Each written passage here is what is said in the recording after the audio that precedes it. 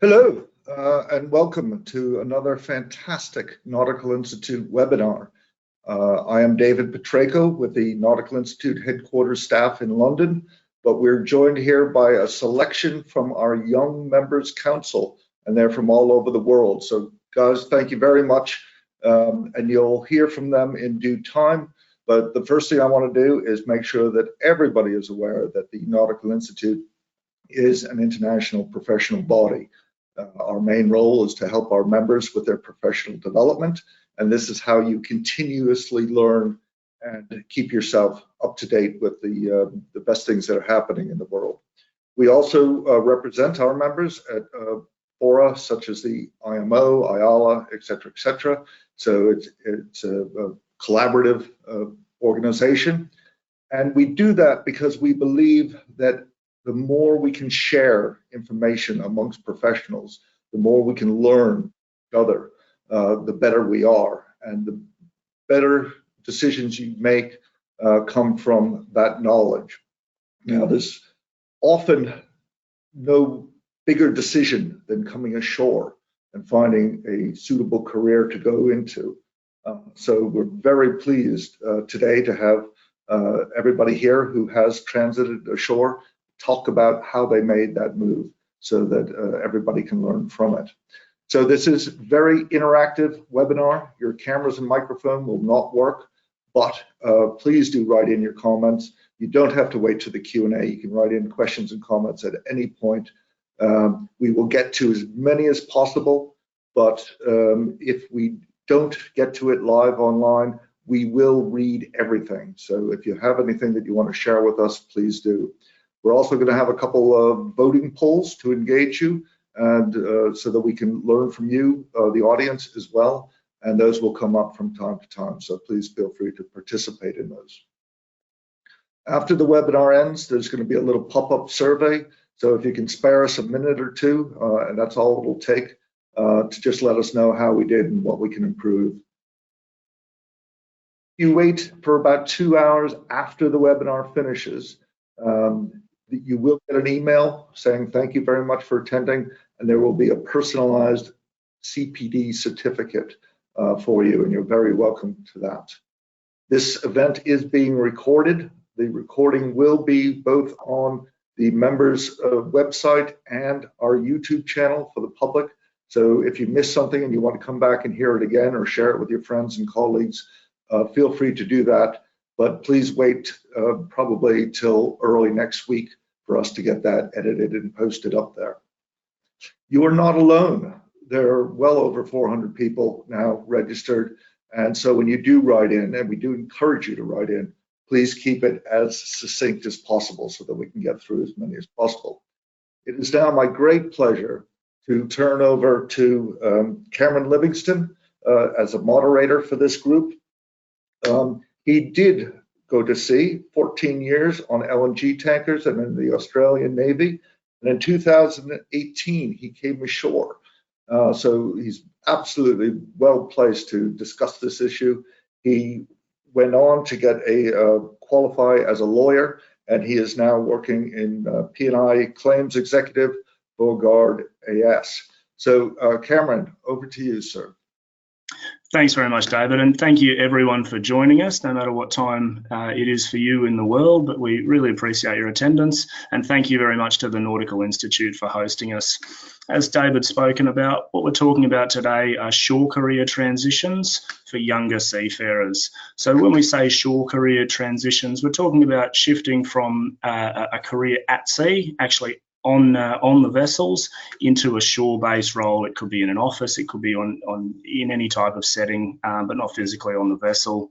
The focus of today's webinar is on younger and mid-career seafarers. So what we're generally talking about is from that sort of end of cadetship up to perhaps chief officer, and vice versa in the engineering stream as well, up to first or chief engineer. But everything that we're going to be talking about is just as applicable for anyone, no matter where you are in the career stream. So in a moment, we're going to turn over to our panelists, Marc, Stefan, Leah, Amos, and myself, and I'll be today's moderator. If I might be able to ask Stefan for a short introduction from yourself. Yeah, sure. Yeah. First of all, welcome. Happy to be here today. Yeah, my name is Stefan Kruellmann. I'm located in Hamburg in Germany. Actually, to give you some background, actually I'm coming from a non-seafaring family, so I'm the first and only one in my family who does seafaring. I actually started in the inland navigation, so I sailed for 3 years in European waterways. From there, I transitioned to the sea.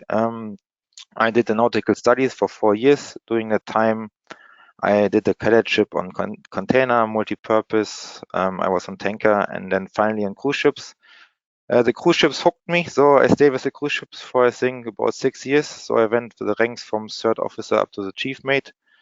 And then, yeah, when I was a chief mate, there was a corona pandemic and you had a lot of time. And then I was thinking about my future. And for me, it was like I never have been working ashore, so I was kind of interested about it and was looking around and was lucky to get the opportunity to work for Bernhard Schulte, very well-known ship company, as the right hand of the managing director for the cruise sector. I did this 2 years.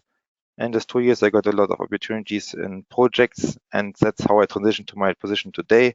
So today I'm working in the IT for Mariapps, and I'm business developer for for our software products. That's in a nutshell me, and then I will give over to Marc. Hi, hello everyone. I'm Marc. Just a short background about me. So my journey into the maritime industry started during my undergraduate studies. I did my Bachelor's of Science in Marine Engineering, and that was in the Philippines. So that was 3 years in the academics and 1 year on board. So during this 1 year, I had experience on sailing on a ro-ro vessel. This transported cars from Europe to Africa and vice versa.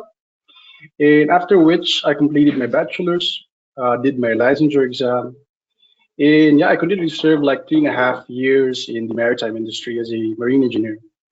So mainly this was, yeah, like I mentioned, boat carriers. But then it seems to me like there was actually a lack of a work-life balance, I would say. So this got me thinking that, yeah, I wanted to transition ashore. And yeah, the corona happened, and this was actually the turning point for my career. And I said, there must be something else out there. And used the funds from my last contract, which lasted 1 year because of the corona, which was quite difficult to sign in and sign off. That was the main cause. And yeah, forward today, I'm doing my master's in Germany. 1 year, 1 semester away from finishing my studies, and I'm working as a superintendent assistant in a local shipping company here called Lice, and I'm quite happy to transition. And I'm hoping to share my insights to everyone today who's listening. Thank you. Thanks very much, Marc. Can I throw to Leah? Yeah, thank you. My name is Leah Beyling. I'm from Northern Germany, and I start my seafaring career right after high school. I spent just under a year as a cadet on a cruise ship, then completed my studies of nautical sciences, the bachelor's degree, and right afterwards I continued with the master's degree, which was called Operation and Management of Maritime Systems. And when I finished that, I went back on board as a third officer, also on cruise ships. And yeah, then similar to Stefan, the pandemic happened and everything changed drastically on board. And that was also the time when another job offer, let's say, came my way, which was from the Federal Bureau of Maritime Casualty Investigation. And I had the assessment center while I was on board. Interesting experience. Everything online, of course. And yeah, I really liked this job offer and the opportunities it presented. So I decided to move ashore. And that was purely because of this other job. I think if I hadn't gotten this offer, I might still be at sea. Yeah, then I'm handing over to Almos.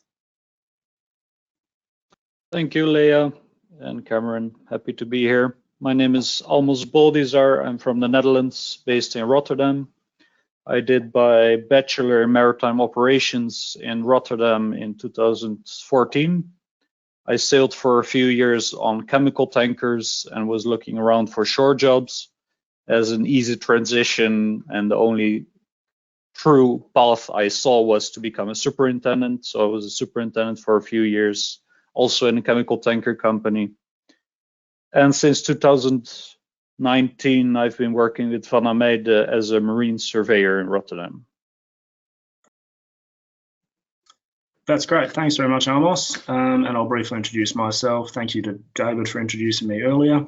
But my name's Cameron. I started my career at sea when I was a teenager in commercial fishing in Australia. I was a deckhand and a leading deckhand for about 5 years before I joined the Australian Navy. I started in the Australian Navy as a maritime warfare officer and exited in 2014. I went and got a Bachelor of Nautical Science from the University of Tasmania in Australia, and then went and sailed on LNG tankers as third and second officer. And in 2018, I came ashore. I started my law degree and then spent about 5 years getting my law degree while I was underwriting marine insurance for Allianz in Australia. And last year, I joined the P&I Club Guard here in Norway as a claims executive and maritime lawyer in the liquid cargo claims team. So we advise ship owners on disputes about liquid cargo. Yeah, a great pleasure to probably meet everybody. And if we could have the next slide, please. So what I want to start off on this is that the rank structure and the career stream at sea is fairly well known. It's fairly well understood, and it has been that way for at least a couple of 100 years. That sort of third officer, second, first, master. What's really not understood, and what I think is not well taught in colleges around the world, is the careers ashore. I think it's very opaque. It's not very transparent and not very well known amongst seafarers. And I'm going to go to that headline stat, which is that 1/3 of all seafaring officers aspire to shoreside experience. Now, this could be at any point in their career. The flip side of this is that a great many seafarer employers also expect or demand shoreside experience in recruiting senior ranks. So this makes shoreside experience really, really valuable. These statistics came from the Ulysses report, which I'll touch on in a little while. The second myth that I'd really like to dispel is that you should only, or you can only, look to a shoreside career after reaching master, after having progressed through the ranks at sea. And personally, I don't know if the other panelists agree with me, but I don't think that's the case at all. I never sailed as master. I exited at the deck officer level, and I'm happy with the career that I've forged. And I think that probably speaks for some of the other panelists as well. Is that right? Yeah, I definitely agree on that, Cameron. I mean, on my side, I'm a junior engineer, and I made to transition on the shore career, even with just not reaching the master's level or chief engineer's level. Actually, Marc, I think yours is a great success story, moving into an assistant superintendent role. That's fantastic. So, yeah, I'd really like to dispel the myth for all those listening that you need to reach that master or chief engineer rank before looking ashore. I don't think that's the case. And the other thing that I'd really say is that regardless of what your job role was at sea, seafaring teaches a number of character traits which are really, really valuable to shoreside employers. These characteristics of maturity, of responsibility, personal accountability, being reliable, and most of all, being a problem solver. Someone who is able to solve problems in an environment with limited resources, where the consequences for getting that wrong are very high. Very few shoreside jobs, very few people go through high school and come into the job market with those sort of traits. So I would say to everyone there, back yourself and have confidence in your training that what you've been trained to do is very valuable to shoreside employers. And we might flick to the next slide.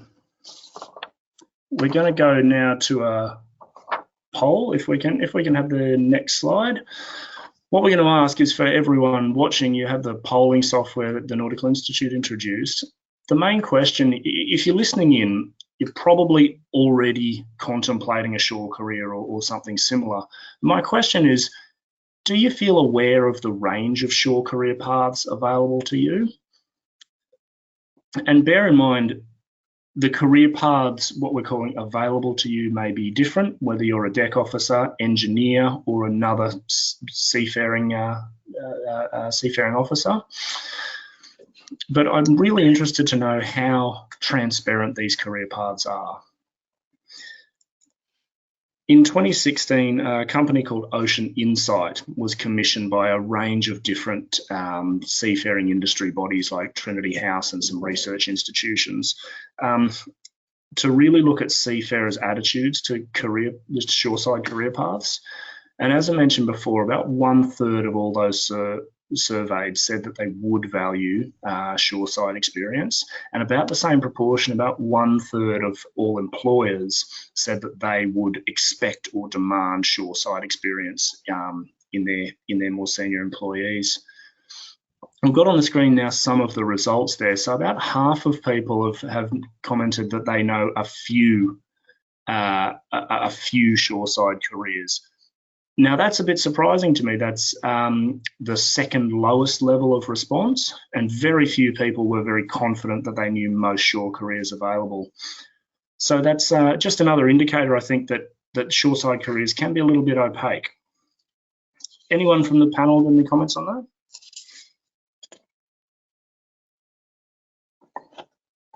Well, Yeah, Cameron, sure. You go ahead, Leah. Thank you.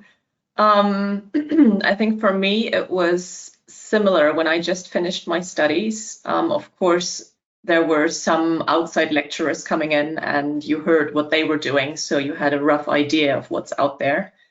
But for example, what I did was to register for several newsletters. So in Germany, we have an agency which is kind of taking care of all open jobs. And of course, there are other portals like, for example, LinkedIn. And just to have an idea what's out there, that really helped to see, okay, what kind of jobs are on offer? What are the requirements there? Would that be something that I'm interested in? And that's, for example, something that has really helped me to get an idea. Thank you. Amos, did you have a comment? Yeah, I think for me it was the same as represented in the poll. When you are working in a marine environment, it seems like such a small branch. You are familiar with a few different roles within a shipping company, within the port, class surveyors, cargo surveyors, etc. But within the whole port and even outside of shipping, there's a lot of opportunity available for anybody with seafaring experience.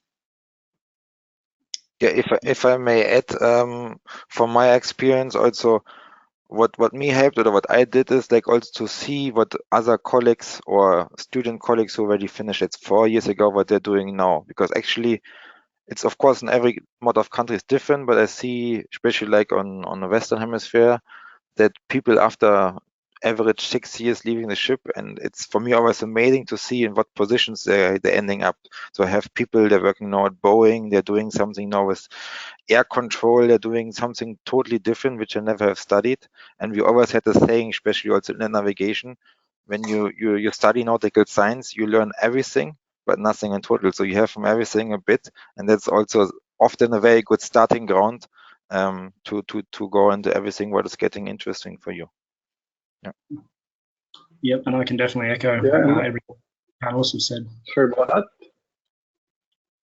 And just on my end, Cameron, let me just share quickly my experience. So yeah, during my bachelor's, it was quite focused on careers on sea. So basically, you don't get much idea about those careers on shore. I mean, you do see them in the office, but it's not really part of the curriculum per se. And quite interesting, now that I'm here in ashore, working ashore, there's quite a range of topics, especially we're experiencing this transition in the maritime industry, talking about digitalization and decarbonization. So there's really a lot going on, and I hope that encourages everyone to actually look for this careers ashore. Thank you. Yeah, thanks, Mark, and thanks to the whole panel. Moving along, the next slide, we don't want to spend too much time on. If you're listening to this webinar, you're probably already contemplating or trying to become aware of shore careers that might be available to you. Could we just flick back one slide? There can be a whole range of reasons for wanting to move ashore, but the one thing I'd like to impress upon everybody is that at some points in my seafaring career in different jobs and on different ships, some seafarers had a bit of a perception that moving ashore was a second-rate option or something done if you couldn't handle being at sea. And personally, I'd like to take the chance to dispel that myth as well. That has not been my experience, and some of the most competent seafarers that I've worked with, I have in fact worked with ashore. So there can be quite a range, but perhaps some of these resonate with the panel a little bit.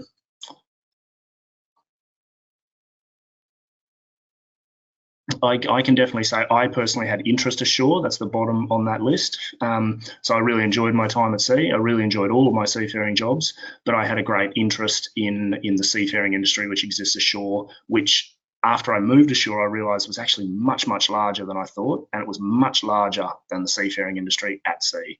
The demand for shipping business is very large and much larger than the number of jobs at sea. Can we go to the next slide, please? This next slide is not an exhaustive list, but there can be a lot of challenges in coming ashore. The list of I won't read them off, but the one that I'll touch on before I throw to the rest of the panel is career identity. Seafaring is such a niche, such a unique job position, which is just not very well understood by the rest of the world, that it can become a real part of your identity, can become part of your persona, and stepping away from that can cost some people that resonance within themselves, that self-identity. Again, I would encourage everyone to see a shore career as an opportunity and not a deviation from any stream that you're currently in. But maybe the panel have some comments on anything on the screen.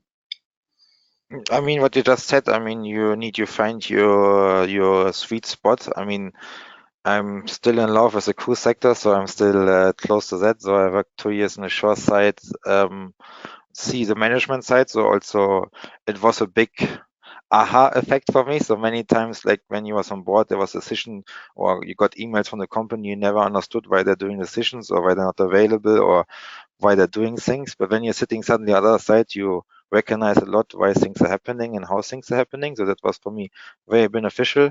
And then I found my spot that they're doing actually software for what I've worked for before. So basically pain points I had before by using certain tools. I'm trying now with my knowledge from seafaring to make them better. So actually giving something back to the seaman society. That's my sweet spot, let's say, but I think that everybody needs to find for themselves. Thanks. So what challenge did the rest of the panel face in contemplating a shore career? So I think for me, I'll go ahead. Especially, then I'll go next. Sorry. Yeah. For me, especially finding which companies would accept you or which companies you could go to, because when you, at least in Rotterdam, when you finish maritime school, you know which shipping companies would like to hire you. And when you move ashore, the opportunities are so vast, it's difficult to pinpoint which sector you want to go to. So in Rotterdam, there are, I think, 5 recruitment agencies dedicated to only seafarers moving ashore. So this is an easy opportunity. And similar to networking, I think in shipping, we are not used to having to work to get a job because the opportunity is always there. Thank you. Yeah, does anyone else have a comment? Yeah, right. Like on my side, yeah, I would say we gotta let go of that perception where we would say we need to climb that ladder. By ladder, I mean like from junior officer, you're gonna climb up to, for example, second officer to master. I mean, there's a lot out there, and what I could just say is you gotta ask yourself what are actually my passions, what is my strength, and you gotta connect that with those careers ashore. For example, you're interested in computers, IT. There's a lot going on right now, and so just take the step, the first step to that shore career, and ask perhaps your company if there's some shore jobs, or probably LinkedIn, which is quite useful these days. And that's my opinion on this topic. Yeah, I would add, as we're talking about challenges, and when I look at this list, I I immediately identified with the point problems adapting. So for example, for me, it was in the beginning quite difficult to find myself working ashore because just everyday life is completely different. And for example, all of you who might be in a serious relationship and considering going ashore, that's also something that changes. So it's really different if you spend only your holiday, like, I don't know how much holiday you have when you're working at sea, maybe 2 months, maybe 3. You spend this quality time with your significant other. It's very different than spending everyday life with each other without as much free time, for example. And even driving to work for an hour instead of just taking the elevator up to the bridge, or thinking about what to wear instead of just putting on a uniform every morning. So the whole lifestyle is quite different. And I must say in the first year, I missed the ship a lot because I didn't leave because I didn't want to stay there anymore. So, but I think after a time, you get your groove and you start adapting and finding your way, and also finding a good working model, for example. So thinking about what kind of job ashore do you want to have? Do you want to mainly work in an office, or do you want to travel a lot, or do you want to be home every week but still also outside? So I think those are also considerations to have in mind. And I don't want to scare you, just to prepare what you might face when you change jobs. Thank you all. Yeah, thank you all very much. I think one of the big barriers is that industry knowledge. The top 2 points here: industry knowledge and awareness of the job roles. And so it's a very large field, but it's something that we'll flick to on the next slide if we can. So the next slide contains, by no means an exhaustive list, but these are some shore careers that are available in the maritime fields. And what I'll throw back to is what I said at the very start. I think the biggest benefit of having sailed at sea is not what you did or how you did it or who you reported to, but it's the character traits that are built from that very isolated environment. So those traits like personal accountability, your problem-solving ability, where your resources are very limited, and most of all, seafaring officers don't get paid, in my experience, don't get paid to navigate or fix machinery. They get paid to use their judgment and their decision-making in very high-stakes environments. And that alone there, your judgment and decision-making, is perhaps the greatest thing that you could have learned at sea. And that can carry you forward into a great many shore careers, both in the maritime industry and in totally unrelated fields. Your decision-making ability is extremely valuable to shoreside employers. So now I do want to sort of throw to the panel. We've got a panelist from quite a few of these different job fields. Yeah, is there any insight that anyone can give into the job roles? Yeah, maybe I can start off. I mean, now, like I said, I had the opportunity to start first as a right hand. So basically, I always called it myself. It was for me another apprenticeship. So I had like 2 years time, and I was very lucky that I had a very good relationship to my boss, who put me on many different projects so that I could find my own space able to grow, and that was in the digital sector, so in the software part.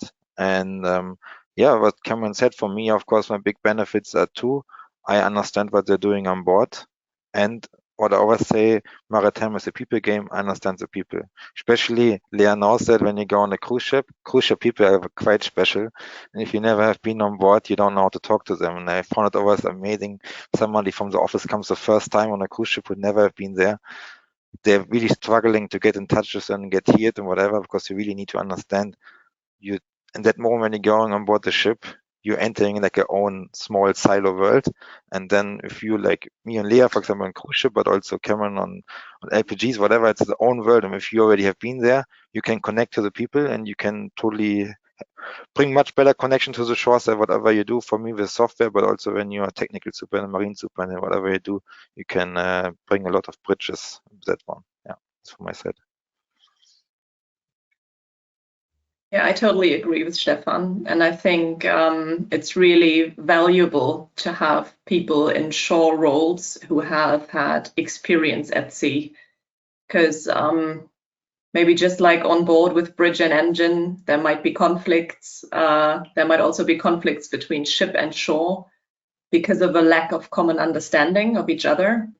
So I think it's really great to have seafarers also in shore positions to help bridge this gap. And when it comes to my own career path, after applying for the job, I had about half a year time to acquaint myself with how everything works in the office. And maybe as a little more explanation what we do, most of you probably know the British MAIB. We are the German part of that, so the German branch, and we investigate casualties, finding out what happened, and with the aim to avoid such accidents in the future. So we find all the facts, we analyze them, and then in the end we give safety recommendations. And there, for example, it has also helped me a lot to know how the life is on board at the moment. And I'm also looking forward to visiting ships from time to time to keep in touch with how the life is on board.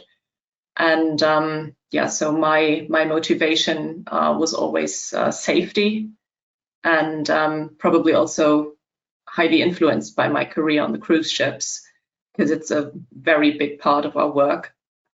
Even officers spending most of their time just on safety. So that was one motivator to take this investigation job to make the maritime world safer. And after this half a year, I took up my first own case. And then I was suddenly the one writing the report.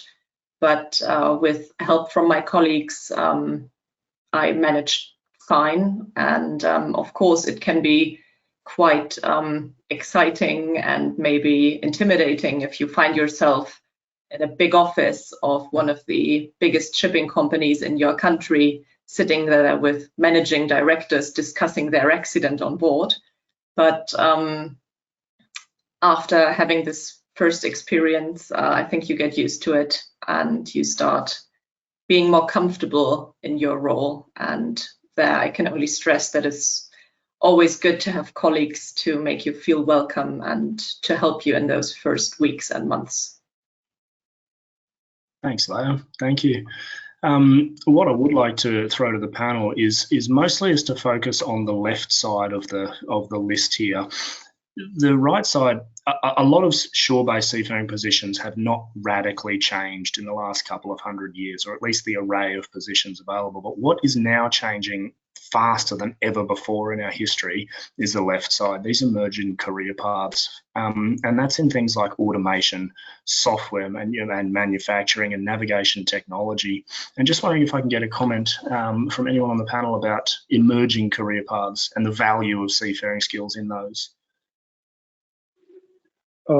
Perhaps I could start, Cameron. So I do agree that this list that you have on the left is actually quite, let's say, a hot topic right now. For example, digitalization. We do need seafarers to understand these databases. For example, in this database, it would mention in the noon report how much fuel was consumed, the speed in knots. These common terminologies that we actually learn while we are on board is actually a big help. And I would say people ashore who were not able to actually experience that life at sea would probably have difficulty imagining what is being mentioned in this softwares and digitalization. Furthermore, we're talking about this future fuels. There's new careers rising from this topic, since we're talking about Paris Agreements 2050, lowering this carbon emissions, and there's a lot going on. Like, for example, we're talking about ammonia, biofuel, hydrogen, and I believe we're going to need more people from sea to actually transition ashore to fill out those roles in the future. Thanks very much. And Stefan, you're working in software development at the moment. Could you provide maybe some insight for the listeners about the role of seafaring experience in software tech? Yeah, definitely. I mean, it's always like obviously saying you can have the best developer, but if nobody tells him what he should develop, he doesn't have never the right product. I mean, we also in our company, we have really great developers who are really can the newest technology, knows everything, but at the end, that guys won't be or never have been the time to really sail on board. So they need someone who actually explained what had happened or what they need to do, and that's also where I see my role. I'm a bridge. So basically, I understood what the guys doing on board. So I'm still in exchange with them, and I'm able, let's say, to translate it in a language that also the developer or the business analyst at least will understand what is needed. And I think that's very much needed. And the second part is also you can have the greatest software, but if the adoption rate on board is not given, then also it doesn't help. So you also, with my experience, I can help them what support they need, how it should be looking, what they're used to, and then also going on board and really showcasing, okay, this is how you need to do it. And I think there we lead the experience from Seafarers, that the product's also made for seafarers and not made to fill some criteria.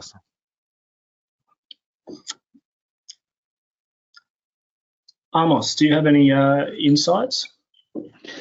Yeah, so I think in short, in all these career paths, both the right list and the left list, people are looking for ex-seafarers. Everywhere we need people with the right skills and knowledge to fill these roles.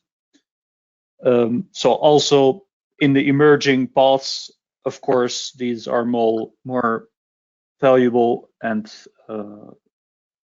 new technologies are emerging every day. I think especially in Rotterdam, new fuels, LNG bunkering, methanol bunkering is very hot and very new, and new jobs are emerging every day. So I think there's always a possibility for that. Yeah, thanks very much. And I think the final thing that I would add is something someone said to me is that if you're starting your career at sea now, perhaps looking for a shore career in 6 or 8 years' time, the job that you end up doing in 6 years' time may not even exist today. And so there can be that difficulty in sort of planning an emerging career path. But it's an exciting time, and I hope that everyone listening, can see these as opportunities. And that might lead us nicely into our next poll, which on the next slide basically asks our attendees, do you currently feel confident that you would be able to find a desirable job ashore? So the main word I'm focusing on there is currently. Who feels confident that they'd be able to find a desirable job ashore with their current skills, experience, and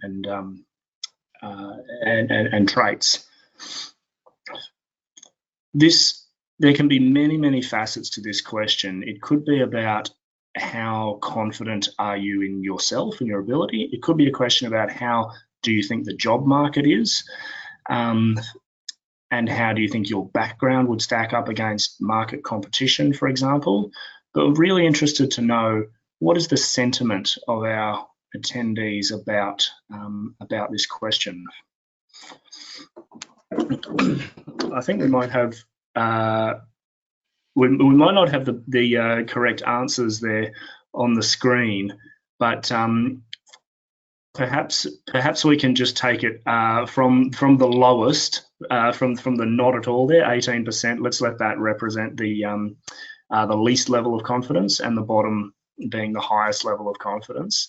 But around about 2/3 of people are answering in the middle of the range. So if we assume that people understood the responses correctly, about 2/3 of people are saying that they would have a moderate level of confidence that they could find a desirable job ashore. In my opinion, that's not high enough. That deserves to be higher, because the skills and attributes that you learn at sea are extremely valuable to shoreside employers, both in the maritime industry and outside of it. And so we'll come a little bit later to basically how to position yourself for a shore career. But what we're going to go now is trying to answer some of your questions. So we've received quite a few questions before the webinar, and we've got a few good ones flowing in.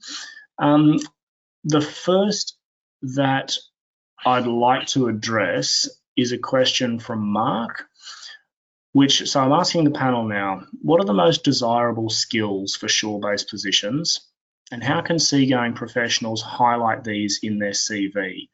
What skills do seafarers typically lack? So I'd love to ask Leah's opinion first, if I can put her on the spot. But in your opinion, how can seafarers best position themselves for a good shore job? When I think about my own application there, for example, I would say being able to work in a multicultural environment, for example, so that you work with people from many different countries, from different backgrounds, different attitudes, and to be adaptable to that. And for me, coming from the cruise industry, one point was, for example, working to a very high standard in many fields, like, for example, voyage planning or safety, and also maybe flexibility. So being flexible to maybe also work in different places, or being not being adverse to traveling, for example, finding your way out there in the world. And yeah, I think that's something that comes to my head. Thank you. And we'll just ask a couple of panelists per question. We'll try and get through as many as possible. But perhaps Amos, do you have any insight about how seafarers can best position themselves and the skills that they need to thrive ashore? Yeah, so now I'm in a position I need to hire people and attract new talents.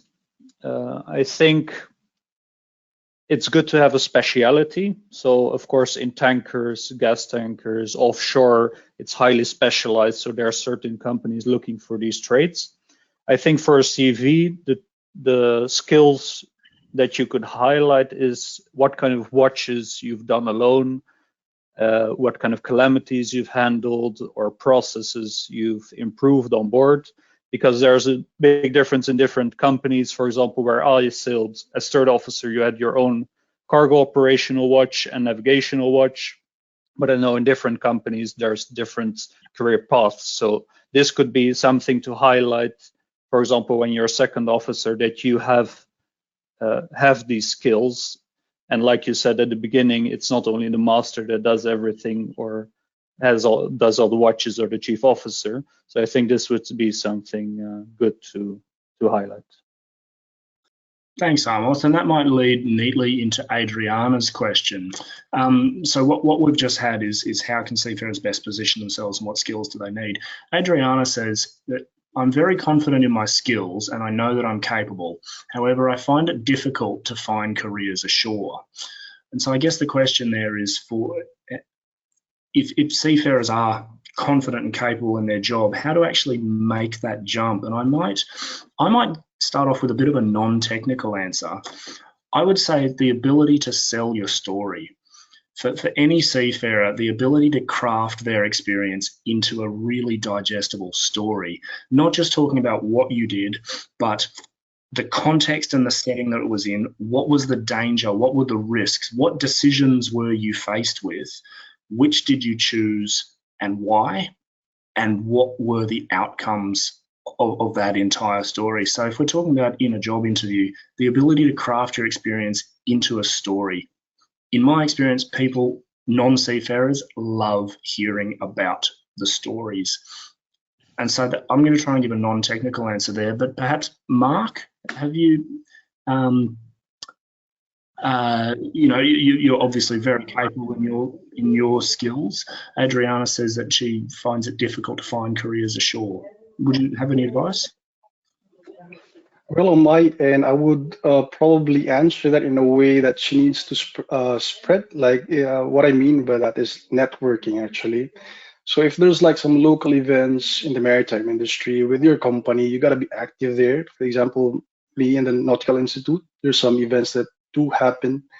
And sometimes I need to travel, let's say, from my city to Hamburg, and I go ahead and do that and meet new people. Aside from that, probably you gotta improve your CV, you gotta improve your LinkedIn, and just follow those companies you actually want to be working for and look for like open positions in there.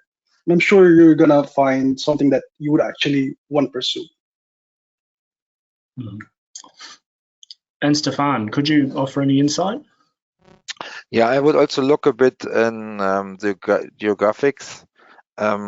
Again, me and Leah come from the cruise sector, so if you want to transition ashore and also classical way, you want to work for a cruise company, so it would be typically in Northern Europe or in the US Miami area. So it's already quite, they like dense areas. I think most likely will be also maybe for tanker or for certain things that you have certain dense areas. So maybe you also can have a look if you would be willing to transition there, or see what requirements you have working. Like also Cameron, you transition your career from Australia for Norway, or that you look also in different geographical areas where especially the career you want to go in is quite popular. That's good help, because then you have more opportunities where you're looking in a bigger market. That could be one thing. And then of course, as Marc said, I can really say networking is a key, and that's, I think, the Nautical Institute is a great place to start with. I mean, we do this kind of events, but we do local events. You have all branches. So I myself in the German branch, and Cameron, you're also in the Australian branch, so we are also organized there and can connect, but there are also other events. And also, yeah, I can recommend very much also LinkedIn. And in case you have some questions, sometimes just reach out. Find someone who does a job, who does what you want to do, and just reach out. Maybe 5 will not reply, but I tell you the 6th one will reply and will give you a very nice hint, and maybe tells you already you apply here, or that is our headhunter, or that is our HR person. Just contact her, and then you will be wonder how many people actually on LinkedIn are open to help you. Yeah, I can also echo that. I'm going to try and address several questions with one, but quite a few of our questions have been about what kind of educational courses would you take at the end of your seafaring career in order to transition. The obvious answer is it depends on which field you want to go into. But in the panel's experience, perhaps Amos, I might ask you, what sort of further education might you recommend seafarers look at if they wanted to move ashore? So yeah, the simple answer is, like you said, it depends on what you aspire to be. There's a lot of jobs that you can just simply go into and learn during the job and take other courses to improve your job that you have ashore. But a specific course for transitioning to shore, I couldn't say. It all depends on what you want. I would add that. Thank you. Sorry. I would add that it also depends which level maybe you want to enter. For example, for me, it was quite straightforward because I applied for a job at the government, and they have quite strict rules which qualifications you need for which level of job. So, for example, for some jobs, a bachelor's degree is, let's say, enough. And some jobs even require a master's degree as an entry-level education. And I had decided to continue my studies directly after each other. So after I finished the bachelor, I directly continued to the master. But some friends of mine, for example, they also chose to do a distance study course. So they remained on board, and they were finishing, for example, their master's degree from there. So even if you're still on board, there are chances to improve your education in preparation maybe to transition ashore. And I think Leah raises a really good point in that the access to education through the internet is just far and away better than it was even 10 years ago. So I'd encourage everyone listening to consider that, taking courses on board.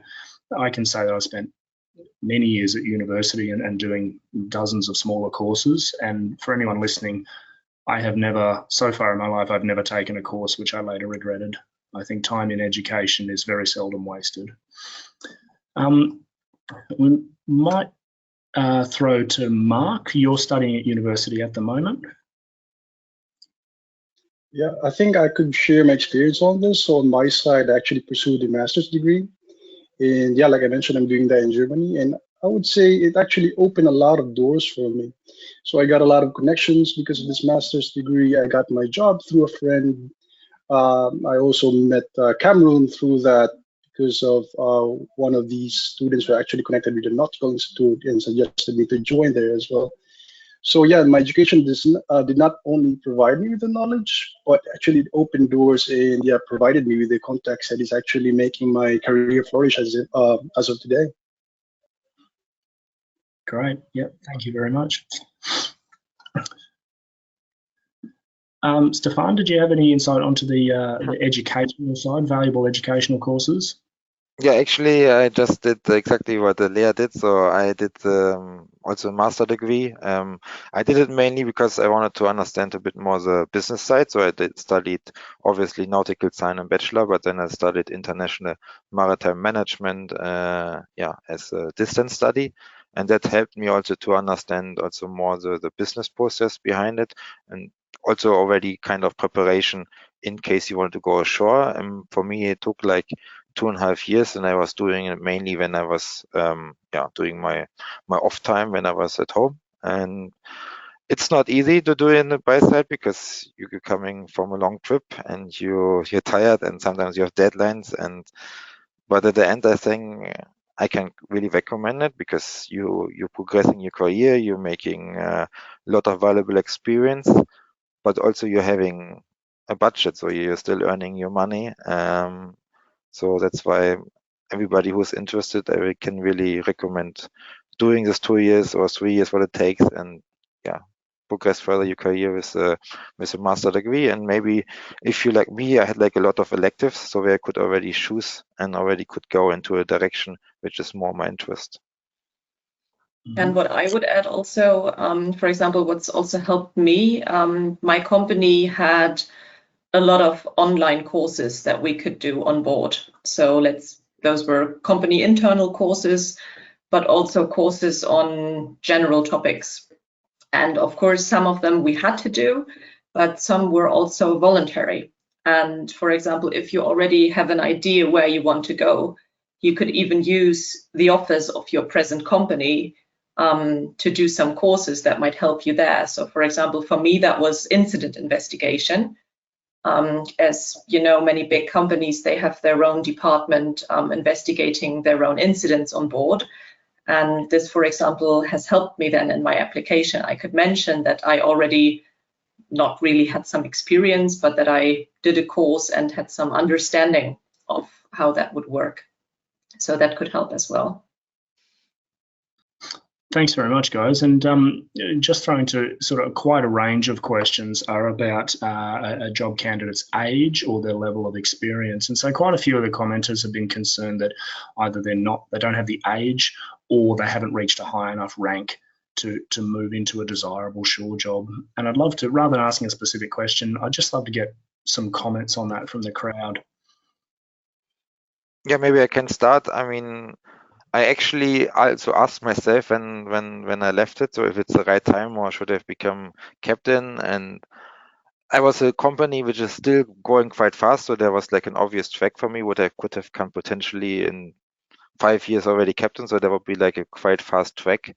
But then I also asked myself, if I become first a captain and then moving ashore, am I willing then still to do easy tasks like making presentations, making all the stuff actually I did? Because when I went shoreside, from a chief officer who had 25 guys under me, I went to the right hand of the managing director. So I did everything where the managing director didn't want to do or don't have time for. So you did presentation, you did last minutes, you did evening works.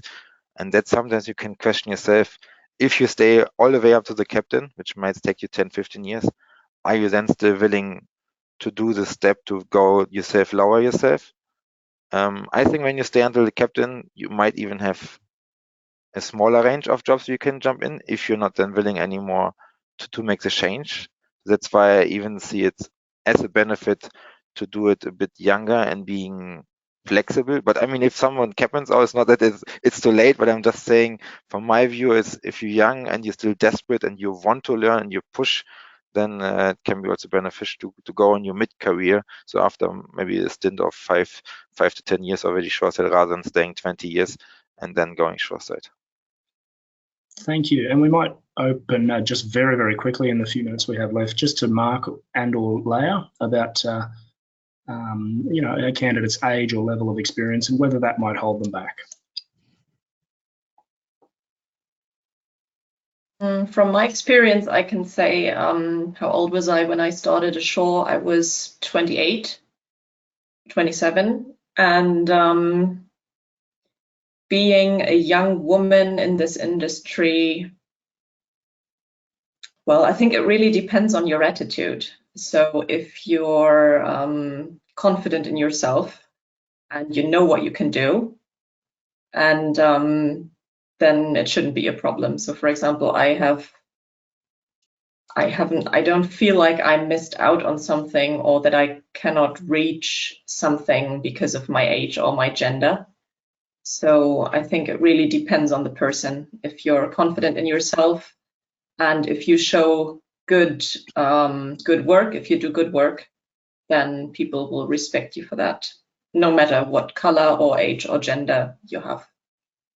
That's great advice. Thank you very much. And finally, just before we end, we might just go around the grounds and I'll introduce each person, but perhaps each one could just give 10 or 15 seconds guidance for anyone listening about how to get into their specific job field as a younger seafarer. So Stefan's in business development for software tech. Could you give a short guidance on how someone might approach that job? Yeah, I mean, I have a mix of project management and sales. So if you're interested in dealing with challenging situations, finding solutions and bridging situations, then it's something for you. There might be always a step between that you look first to go into projects or something and then transition into the business development. Yeah. Almost into surveying. So we are marine surveyors, also investigating casualties, damages, hull damages, cargo damages, anything involved in shipping. I think this is quite a straightforward career path where all the skills from on board transfer to the job, because most of our job is on board of vessels. So just being familiar with vessels and crews is the skill set we need. Thank you. Marc, into superintendent roles?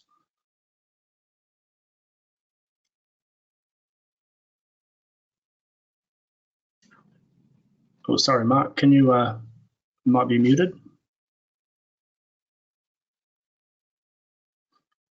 We might throw to Leah, if you can hear me. Yes, I'll continue.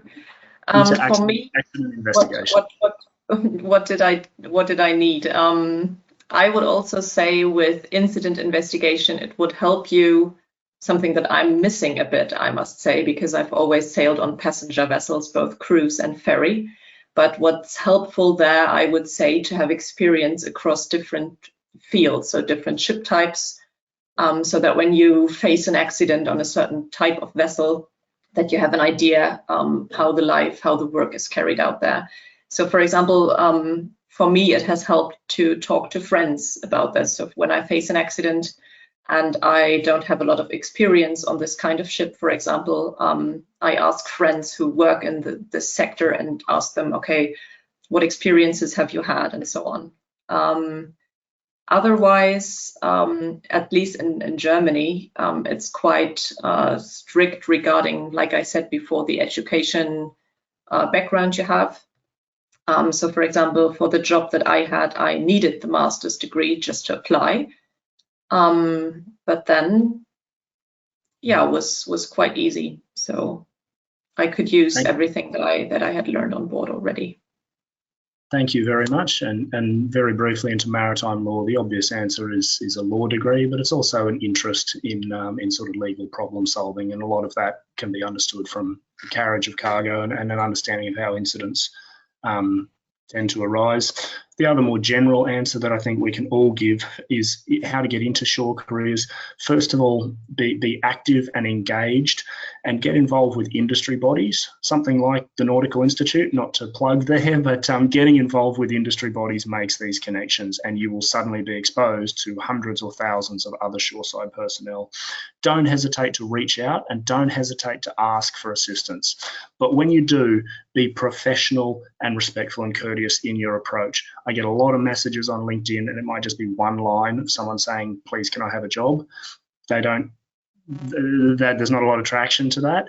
But if someone takes the time to write to any shore worker, introduce themselves, give their skills, their aspirations, I think most people will try their best to help. So don't hesitate to reach out. Work hard on your CV. You can download templates online, but high quality CV templates, and work hard to polish it, because it's your ticket in the door. You just need to get in the door, and then we move to the next bit, which is sell your story.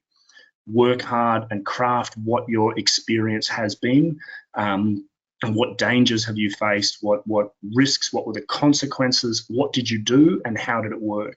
Think hard of those kind of stories and be able to sell that to an audience.